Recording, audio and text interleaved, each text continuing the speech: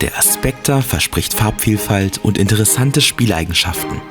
Wir haben den Langnoppenschreck von Der Materialspezialist natürlich für euch getestet.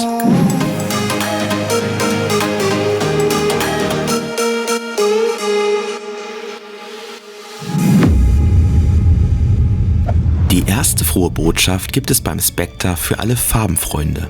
Der Belag ist nämlich in allen 6 gemäß ITTF erlaubten Farben und damit in insgesamt 18 verschiedenen Varianten erhältlich. Preislich ordnet sich der farbenprächtige Langnoppenschreck regulär bei knapp 39 € ein.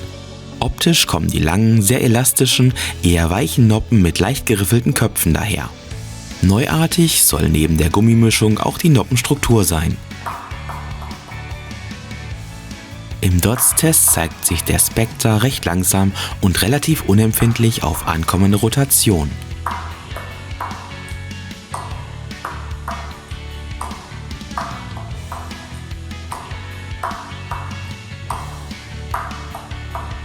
Im Spiel fällt beim Spectre auf jeden Fall der sehr flache Ballabsprung auf.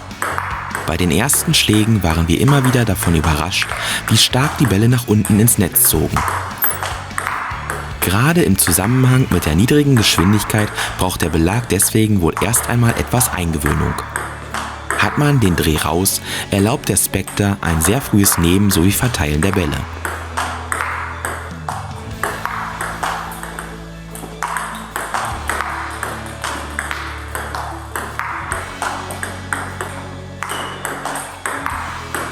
Eine gute Figur macht der Spectre im Hackblock, denn hier wird ein hohes Niveau an Unterschnitt generiert und ist somit vom Gegner nur schwer nachzuziehen.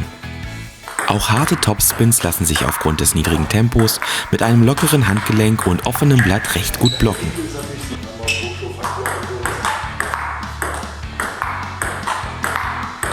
Auch wenn das passive Spiel schon einen guten Eindruck hinterlässt, legt der Spectre im aktiven, offensiveren Spiel auf jeden Fall nochmal eine Schippe drauf.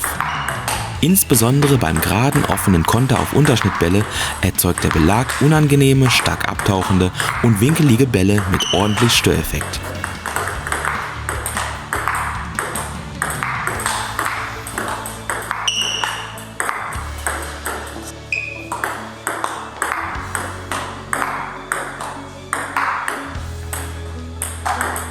Aus der langen Abwehr heraus produziert der Spectre eine solide Portion Unterschnitt. Tendenziell sollte der Belag aber unserer Meinung nach eher tischnah gespielt werden, da das Ausgleichen der niedrigen Geschwindigkeit auf Dauer doch etwas kräftezehrend ist.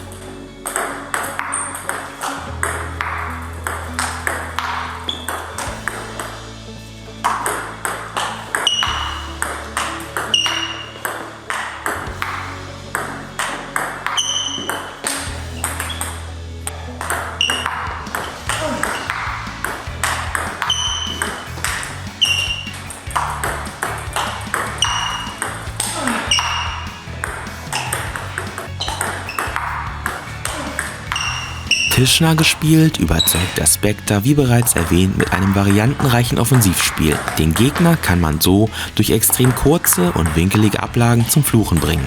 Erwähnenswert sind dabei auch schnelle, abtauchende Seitwischer.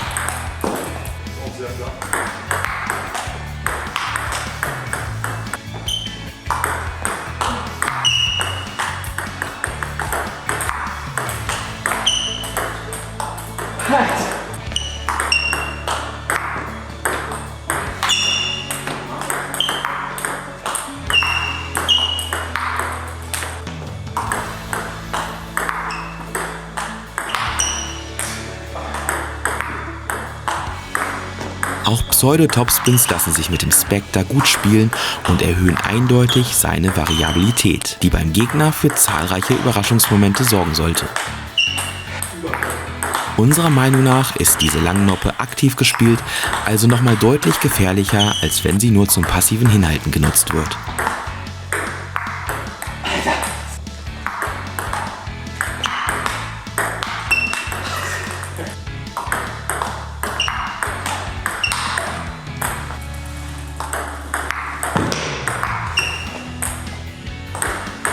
Unterm Strich bringt der Spectre neben seiner Farbvielfalt, die für den ein oder anderen Spieler eventuell auch ein Auslöser für eine Kaufentscheidung ist, das Potenzial für ein variantenreiches, gefährliches, eher tischnahes Störspiel. Um das volle Spektrum der Langnopper abzurufen, sollte man sich auf jeden Fall auch zutrauen, damit die Offensive zu suchen.